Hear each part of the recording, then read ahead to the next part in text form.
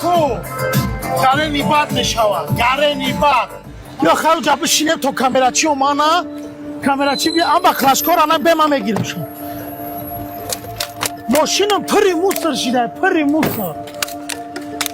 2 روزه میگم فرشانته مایدرون ماشین نمیتونم شون ویدیو گرنی باد میشوانه کی همین موضوعی که دادگیان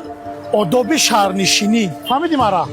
همین ویدیو را حوض سیامکا میکنه میدون چیکار میکنه زنکایی که اعتراضاشون شوک هفته میکنن کوپاچاشون هفته میکنن خمونگویو میریم سیامکا میکنیم میگیم که در کار نیست آداب شهرنشینی را وایران میکنی سیامکا میکنیم یا گولاکای میروم موسرا میپرته خمون میریم ایدستش میگیریم دقیقی پرتاو میپرتیم خودمانا نشان میتیم که آداب شهرنشینی را ما باید رعایت کنیم این ویدیو را میکنیم که یکم جا میگیریم فهمیدی مرا ایده خوبه اگر خالی کارو نشان کنیم که مردم هم نغز ما میبینن السلام علیکم فرزندای عزیز در کدام موضوع سخت صحبت دارید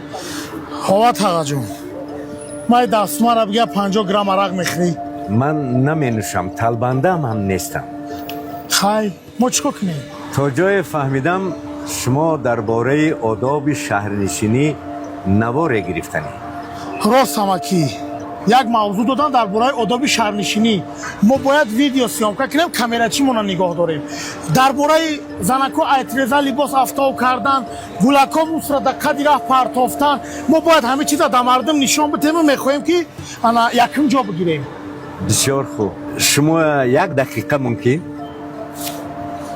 بله اما با فکرم این نقلیات شما بله اما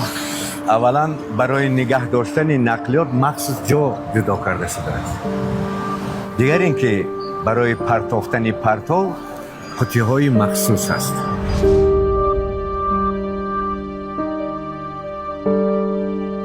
فرزندم تاجیکستان وطن ما خانه ما امروز هاست 10 ها 100 ها مهمانان از دور و نزدیک می آیند ما باید شهرمان آزاده و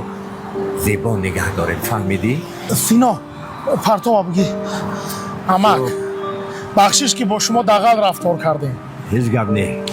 برای اون که آداب شهرداری را به نوار گرفتن نشان دهیم ما خود باید آداب داشته باشیم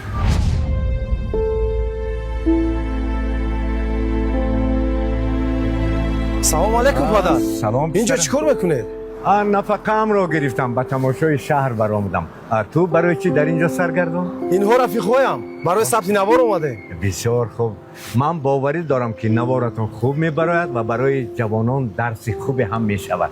خب با اجازت شما برای کار من رفتم من شما را گسل میکنم بچه‌ها دیگه کاری خوب نشید کاری خوب نشد